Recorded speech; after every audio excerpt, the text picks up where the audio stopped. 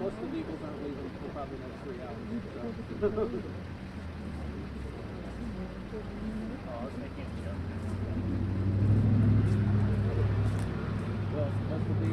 Hey guys, I want to give you just a quick heads up on a couple of items, okay?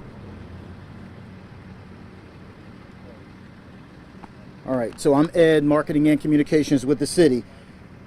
You're going to hear today from Chief Trey Mayo, Treymayo. He is the Winston-Salem Fire Chief. You're also going to hear from the Insurance Commissioner, Mike Causey. That's Mikecausey. Okay? Then you're going to hear from the Secretary from the Department of Public Safety. His name is Eddie Buffalo. That's EDDIEBUFFALE. Okay? Those are your 3 speakers today.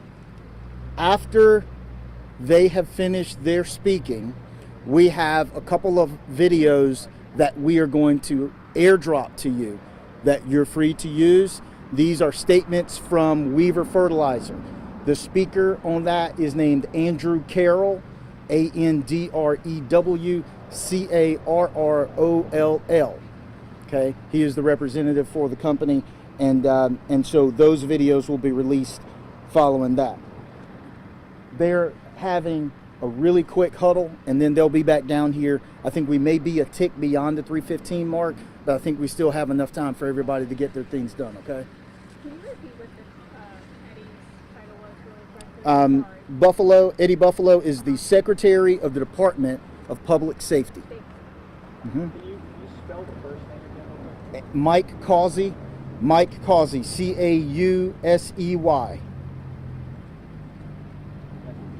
Spell Eddie Buffalo's last name again? BUFFALE.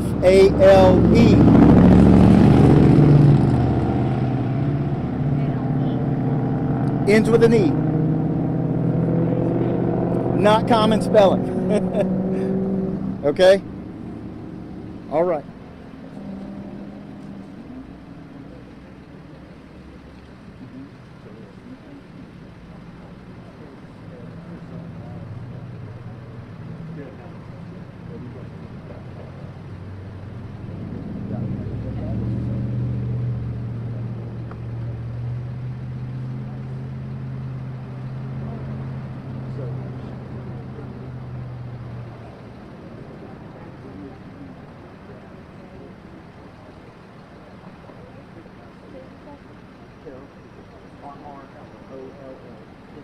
Just follow my Weaver Fertilizer representative.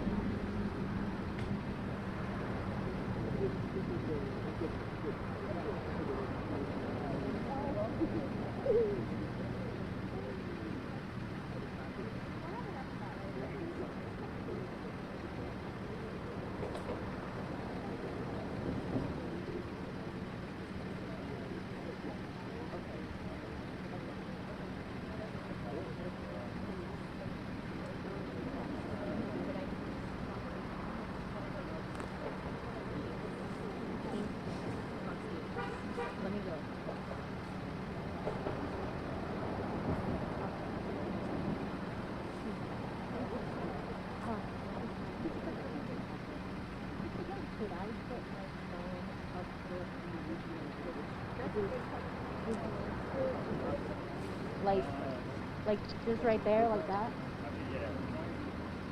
If it falls, it falls. It's not the end of the world. Okay. As long as it's safe enough for y'all. You just need to be able to hear them. Yeah. Absolutely.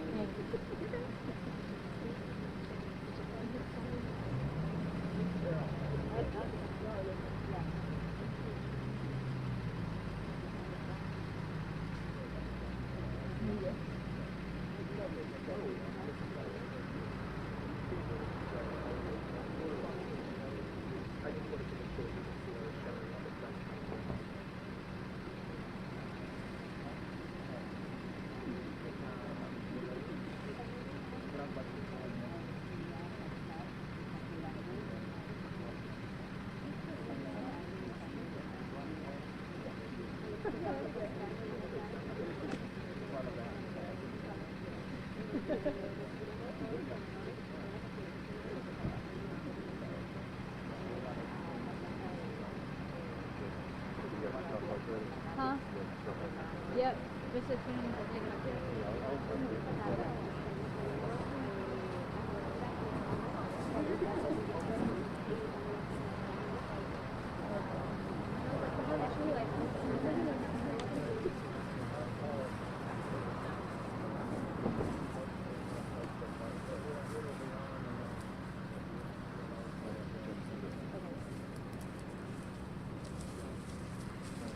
Oh, well, you just hang loose up there.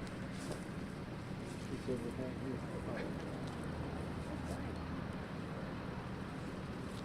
Ed, you gonna kick us off?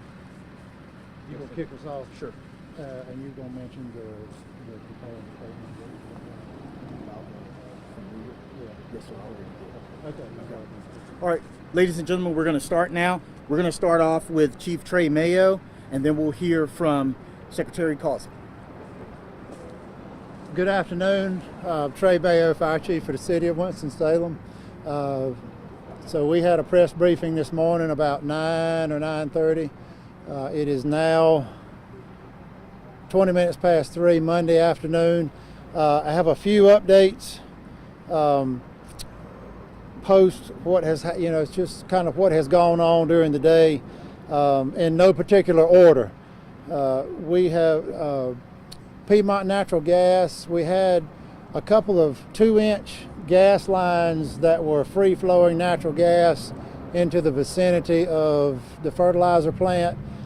Piedmont Natural Gas, under cover of One of our fire companies went in about 2 hours ago and shut off the valves to stop that flow of gas. We've been able to do aerial surveillance and have determined that as we speak, there is not an imminent heat threat to the rail car on the back of the facility that contains about 100 tons of ammonium nitrate.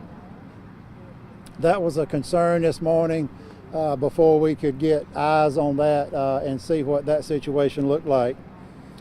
This morning we talked about perhaps considering pulling back from a 1 mile evacuation zone to a half mile 36 hours into the event, which would be about 7 o'clock tomorrow morning, Wednesday. We are not going to do that. We are going to maintain the 1 mile evacuation radius around the plant. Before midnight tonight, the EPA is on site, and before midnight tonight, they will be broadcasting air quality data back to the command post. And at that time, we think we're probably going to release North Carolina Regional Response Team 5, the hazardous materials team that is here from Greensboro. The wind direction overnight and into this morning was out of the southwest. So the wind, if you look behind you, you can see that the smoke plume is pretty vertical. The wind is changing direction. It's going to come around it's coming around to the east, and later this afternoon into the evening, the wind is going to come around and be blowing out of the northwest. So residents who are northwest of the plant need to be expecting that tonight, to be able to see a haze in the air and to be able to smell that odor that smells like spent fireworks. And what you're smelling is the primary components that we've been able to determine in the products of combustion, which are some compounds of sulfur and ammonia. They are generally regarded just as irritants. They are not particularly toxic, but we still recommend folks who have sensitive respiratory systems to avoid being outside, to remain indoors with doors and windows shut. We do not encourage folks to be out exercising, running and walking and doing that sort of thing if they can see or smell, if they can see smoke or smell the odor from the products of combustion. We're still maintaining 3 fire department strike teams in the area to respond to anything in the event that there's a drastic change in the conditions. But the way the fire is behaving now is what we would like for it to continue to do, and that is burn off through surface combustion and consume the bulk of that ammonium nitrate. We do not know what the rate of consumption is. We just need it to burn out of fuel. But again, we're talking about 500 tons of product, and we are unable to determine what its rate of consumption is. I would like to take this opportunity to thank some folks who this has been a colossal effort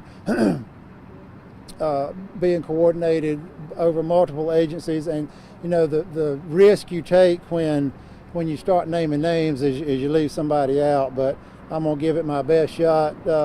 So agencies that have been assisting in this effort, Winston-Salem Police Department, Winston-Salem Forsyth County Emergency Management, Greensboro Fire Department, North Carolina Regional Response Team 5, Louisville Fire Department is here with a drone, Colonelsville Fire Department, and there are a number of fire departments that surround us in Forsyth County that have been filling in our stations and answering calls in the city since last night.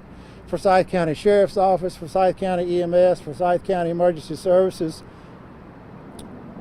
Fulps Record Service, the EPA is here, the ATF, the Office of State Fire Marshal is here, Piedmont Natural Gas, and Duke Energy. And again, I'm sure I missed somebody, and I'll apologize ahead of time to those folks.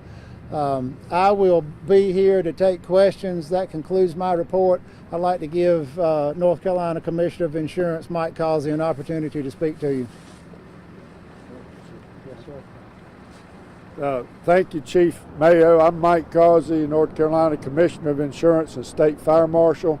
I want to thank Chief Mayo for his leadership and all of our first responders that have put their lives on the line over the past 24 hours, as they do every day, to protect us.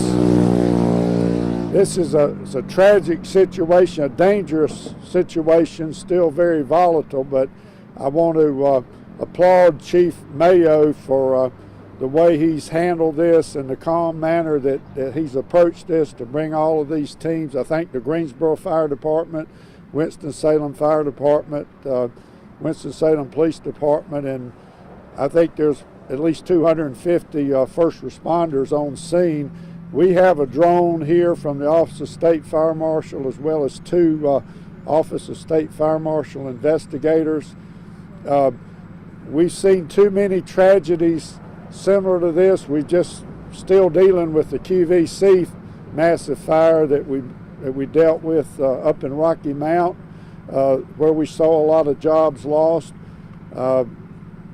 As I was talking with Commissioner Troxler this morning, he was telling me there's already a shortage of fertilizer, and now a loss of a fertilizer plant makes that shortage even worse.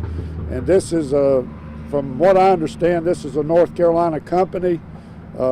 The headquarters is in Northampton County, but our hearts and prayers go out to the residents that have had to evacuate for safety reasons, and the employees. But I tell people the Department of Insurance and the Office of State Fire Marshal is here to help. And if any citizen has a question about insurance, if their insurance will pay for relocating, which most homeowners policies do, we can answer those questions for those folks that need help.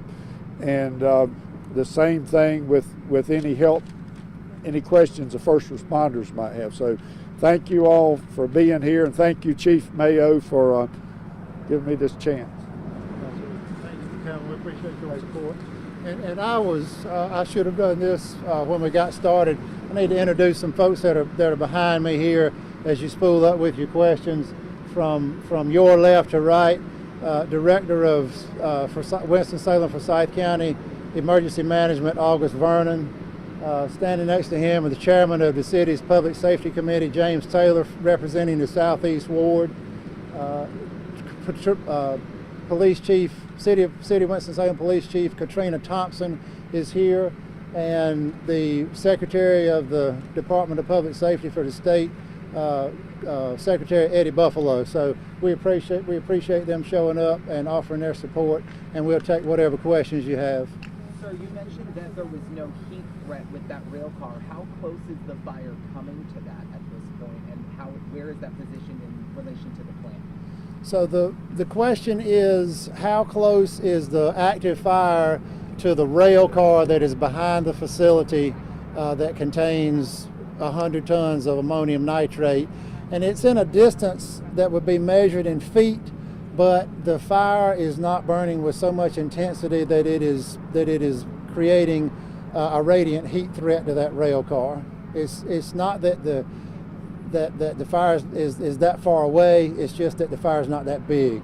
Has the fire changed in size at all since your last update at 9 o'clock this morning? Yes, so the fire is smaller now than it was at 9 o'clock this morning. A lot of the structural components of the building have been completely consumed, and some of the product has burned off. We just don't know in terms of a solid volume. We don't know how much of the product has been consumed. For the potential of an explosion, is that helpful, and what is that still the 36-hour window you're looking at? The question is about the potential for explosion and the amount of product that is left burning. And yes, a reduced amount of product is favorable for reducing the chance of an explosion, but experts in ammonium nitrate still tell us that we really should not get too comfortable about not having an explosion for a solid 36 hours, which would be 7 a.m. Wednesday morning. But we will continue to gather information, and that's an estimation based on past experience. That's not something that you can take to the bank. Is that estimation what you're going off of to keep people evacuated? Like that 36-hour mark, once we know that there's not any more explosion risk, is when people can come back to their homes? My guess right now is that we're probably going to maintain that 1 mile evacuation distance probably for 48 hours. Again, some of these decisions are made based on lack of full information, and that may change, but right now I'm going to stand that we're going to hold at a mile for 48 hours, which would be 7 p.m. Wednesday. Why are the evacuations voluntary and not mandatory? We live in a free country, and it is, we just are, our capacity to force people to leave their homes is limited. I guess my follow-up to that is, to somebody who is still within that 1 mile, you would say what to them before tonight? I would say this is a serious situation.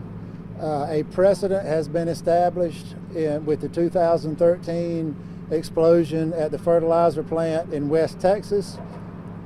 That explosion killed 15 people and leveled about 150 buildings, and we have at least 3 times as much product on hand here as they had in West Texas. So I don't know how much more compelling I can be to try to make people understand the seriousness of this situation. Somebody who has spent many decades in the fire service texted me earlier and said this is potentially the largest explosion in U.S. history. I don't know. I can't magnify it any more than that. What are the latest nitrous oxide readings? Okay. I'm sorry, Sarah. The latest nitrous oxide readings? The question is, what are the latest nitrous oxide readings? And we are not measuring nitrous oxide in a significant amount at all. The hazardous materials technicians who are here working have determined that the primary components of the products of combustion are sulfates, sulfur compounds, and ammonia. And again, they are generally regarded as irritants. Their toxicity is relatively low. And I wonder, I'm not sure if you're the right person, if there's someone from the city that might be able to speak to this, but we're hearing that there's no transportation within that 1 mile zone, and that's leaving some people, without a way to maybe get to the evacuation/shelter site or get to another place. Is there anyone that could maybe speak on that? Is there any city transportation that might be available if there's still someone that's within a mile of the place? The question is about public transportation out of the evacuation zone, and I'm going to ask Director Vernon to answer that question. Good afternoon, August Vernon, Director of Winston-Salem for Forsyth County Office of Emergency Management. And what was the question? Yes, so we're hearing from some people that they are within that 1 mile zone and they would like to leave, but they don't have transportation, normally rely on public transportation. They haven't seen any buses, don't know if they're running. Or is there any public transportation within that zone or anything being made available outside of the normal routes to get people out of there if they want to? Yes, absolutely. So last night, in any situation like this, you always ask that the public, especially now in the midst of COVID, that we ask people to use friends or family. Also, in this evacuation, a lot of the citizens in this area don't have a vehicle, so at their own risk, if family members or friends want to go get someone, apparently a message went out yesterday that we weren't allowing that. We are allowing people to go in and get their loved ones and get them out. We've used the police department to move individuals. We also had the fire department going through the areas and asking for those that needed rides, and WISTA is providing that under unique circumstances. So what we would ask right now is the public, if you still want to leave the area, again, we would first ask that you use friends or family, and number 2, you can reach out to the city of Winston-Salem CityLink for additional information on that. All right, thank you. Chief Mayo, I did this morning for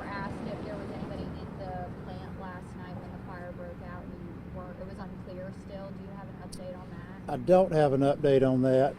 Do you know, August, was anybody in the facility when the call came in? Do you know? I'm sorry about that. Was there anybody in the facility? I am not aware of that. There is an investigation that obviously has already started and will take some time. That is being conducted at a different site from here, using different personnel, different agencies. We know it's happening, so I don't think we really know the answers to that right now. Is the fertilizer plant usually up and running at that hour, around the 7 o'clock time frame? I don't have the answer whether or not they were up and running at that time of night. Do we know if the company has had trouble reaching any of its employees? From a response standpoint, we're not aware. The question is, are we aware of any missing employees? We are not aware of anything like that. We have had representatives from the company here on site at the command post and are in constant communications with them.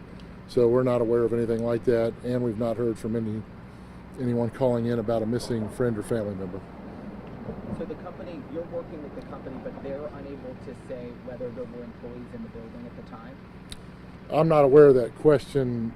I've not been part of that conversation, but obviously that came up last night during the initial response. That would come up with any type of fire, and it's not been a concern. Chief, I know you mentioned that the fire has gotten smaller in size. You also talked about the wind kind of changing direction. Are we thinking that this is on a downward trajectory from here, or is it possible that it flares back up because of the wind situation? The question is about the size of the fire and will it continue to diminish, or is there a chance for it to flare up? And the answer is ammonium nitrate is somewhat unpredictable. It has a history of kind of initiating a sort of a runaway exothermic reaction. So we are not out of the woods. The fire is behaving as we would like for it to behave to consume the product, but we cannot write off the chance that there's a collapse in the pile. It gets a fresh breath of air. And we have flaming combustion on the scale that we did last night. So yeah. Are there any other structures, homes, businesses, anything else around there that has been damaged? Whether it is smoke damage or fire, heat damage from the beginning of this fire. Is there other damage to other structures around? The question is about fire or heat damage to adjacent buildings. There very potentially could be some smoke damage in buildings that were immediately downstream of the smoke plume last night into this morning, because it was laying pretty low to the ground. I am unaware of any fire or heat damage to any buildings that are not part of the fertilizer facility. Can you share some insight into how much notice your teams might have that an explosion is happening? Is this an instant, or is this, you can track some of the conditions and say we have 15 minutes, we have 2 hours? Can you share some insight into how you monitor those timelines? The question is there any sort of predictability about the potential for an explosion? And there is not. Largely because you can't get in close enough to be able to monitor the product close enough to be able to make any sort of determination about that. And that's why when we realized how much of the product was on site last night, we began immediately to make preparations to move firefighters and fire apparatus outside the 1 mile evacuation zone because of the very unpredictable nature of this product. What would you need to see to switch from the voluntary evacuation to this is mandatory, you have to leave? Is there something that in your monitoring you would see to make that switch? That would have to be a decision made at a high level involving elected leaders with legal counsel. And I probably don't need to speculate on that anymore, but I would like to very strongly urge folks, if you're aware of this, if you have friends, family that are in this area who have not evacuated, again, I don't know how much stronger to make the recommendation that you leave that 1 mile area around the plant and be prepared to stay out at least through 7 o'clock Wednesday night. And Chief, lastly, is the can you plan share a some total loss? insight into how your fire crews are doing at this point? Repeat that question, please. Could you share some insight just to how your crews are doing at this point? It's been hours now. How are The they feeling? question is about how the crews are doing. So we're rotating crews in and out so that we're keeping fresh folks in. So again, the request for service came in about 7 o'clock last night. We rotated crews throughout the night.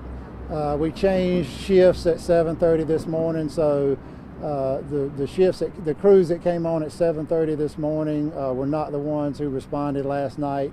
And we keep a pretty close check on folks in terms of their physical and mental well-being, and rotate and call off-duty personnel as is appropriate for that, for what we're observing. John? Again, do you have the estimated damage to the plant, or is it a total loss? I can't speak intelligently about either one of those things. I don't know what the value is, and we don't know what the loss will be until we can get the fire completely extinguished and plant representatives can go in and assess the damage, and that may be days. And then with the quick response and the high volume of crews that were on the scene so quickly, do you think that helped from making the scene turn even worse and helped it from not getting that bad? The question is about our response time and the resulting limit of damage due to getting crews on scene quickly, and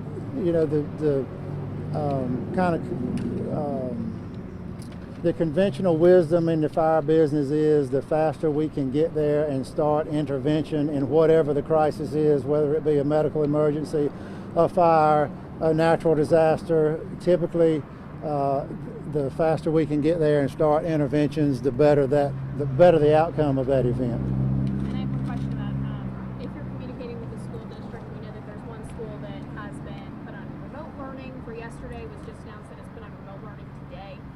I wonder, in your conversations with the school district, I would imagine that their decision to go virtual will probably correspond with how long the evacuation zone is set up, how long this thing is going, the possibility for an explosion.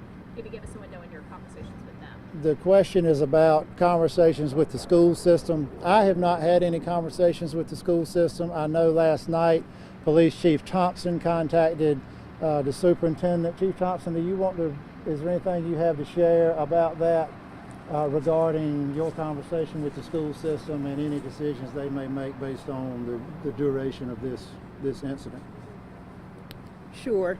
So if I'm understanding you correctly, the question is what kind of contact we've had with the school system? Yeah, just what your conversations have been like. They went virtual yesterday. Today. They're going to go virtual tomorrow. I would imagine that in your conversations, they're probably going to be virtual as long as there is an active threat of explosion, smoke, that kind of thing. So the question is whether or not the school system will be virtual as long as there's an active smoke or threat of danger. Of course, that question will have to actually be answered by the school system. What we thought was our responsibility was to notify the Winston-Salem Forsyth County School System, which we did, to let them know what we had and the fact that we had the 1 mile evacuation radius going on. And of course, there was at least one school really, really close to that 1 mile within the Winston-Salem Forsyth County School District.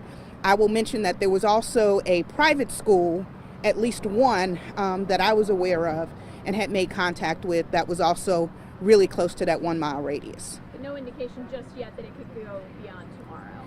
Whether or not it will go beyond tomorrow will be a decision that will have to be made by the school system. We will continue to be in contact with them and share with them the latest information that we have. Of course, the safety of our children, of all of our citizens, but especially our children, is of utmost importance. So we'll make sure we're providing the most up-to-date information for them to make that decision. Chief, do you know if the plant had a risk management plan on file? And if so, what does that kind of look like, or are they required to have one? The question is about having a risk management plan on site, and if one was in existence. And my answer to that would be speculative. What I can tell you is that the fire department does code enforcement inspections in accordance with the North Carolina State Fire Code, and the last inspection was completed on December 21st of 2021, and we did not note any violations in accordance with the fire code. So it had an adequate sprinkler system, fire suppression system? I do not believe this facility was equipped with with a commercial fire sprinkler system, more than anything due to the age of the building. If I think I'm accurate on this, when this building was constructed, there probably was not any kind of consensus fire code in the state of North Carolina. Parts of this building are 80 plus years old. Is the sprinkler system required? It would be in the current code, but when the building was built, I don't believe so. I don't even think there was a fire code when this building was constructed. Do you know how much manpower was on the ground to attack the fire last night? I didn't get an exact personnel count, but based on, so we went to 3 alarms, which for us would be 9 engine companies and 3 ladder companies, a on-duty battalion chiefs, a rescue company. I would estimate about 60.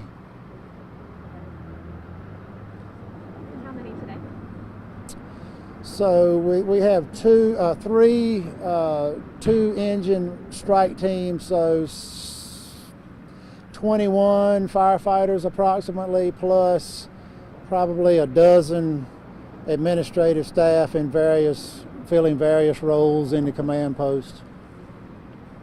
And that question was how many firefighters are working this incident today. And you know, those strike teams are in addition to, you know, our regular on-duty staffing, which is, you know, probably about somewhere between 75 and 90. I guess the only other thing I have is this morning you were saying you did not plan to send any additional crews in from your department for 48 hours, so that takes us till about 7 o'clock tomorrow night. Right. What was that timeline based off of? Was that just how long you anticipated it would take to burn off the chemicals inside the building? The question is about how do we estimate when it's safe for crews to approach the buildings that have been involved in the fire. And the answer to that is, I think I stated earlier, that we are making decisions based on lack of full information. But that 48-hour kind of minimum wait to go in time span is just based on the expert advice we've gotten from around the country with folks who are in the business of dealing with ammonium nitrate and fertilizer plant fires. So it's possible that after a certain period of time you will be able to get in there and knock the small amount that's left down yourselves? At some point we will be able to get in there and completely extinguish the fire. And, you know, and again, the minimum time would be 48 hours, but I will not be surprised at all if it's a week or 10 days. Are you nervous as you stand here right now, knowing the unpredictability of it all, and as fire chief and not being able to go down there and really do anything about it? Nervous. The question is, am I nervous? I'm not nervous, but I'll tell you that I've been in this business 33 years, and when I learned how much ammonium nitrate was on site last night, I felt as uneasy at a fire scene as I've ever felt in 33 years in this business. So, you know, somebody made the point last night that when the fire department leaves an incident like that, everybody else needs to perk their ears up and pay attention to what's going on. So when the fire department moves back a mile, it's difficult for me to understand why the common, you know, the ordinary citizen does not realize the gravity of that situation and move themselves back a mile also. Thanks for being here. Sure, thank you for coming. I got it. Okay, hey guys, so if you have an iPhone, turn your AirDrop on, and we are going to send you a statement that comes from Weaver Fertilizer. I'm sending this to you in, it's from Andrew Carroll, but there's also a Spanish language version of it. If you don't mind posting that as well, to just help us make sure that we can get the word to our Spanish speaking residents. So this is going out onto AirDrop. Oh wow, okay, lots of you.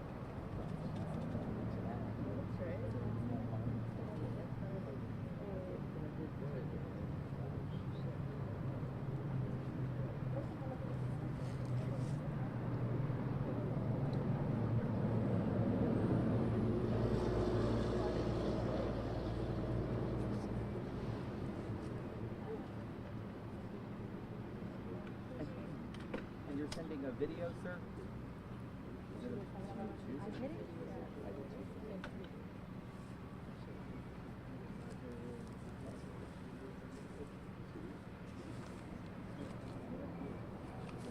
That's the same statement that you said in the news release earlier, right? Yes. Is it? Okay. All right. And then there's a second video too. Yes. Yeah. I actually just saw her yesterday for the first time.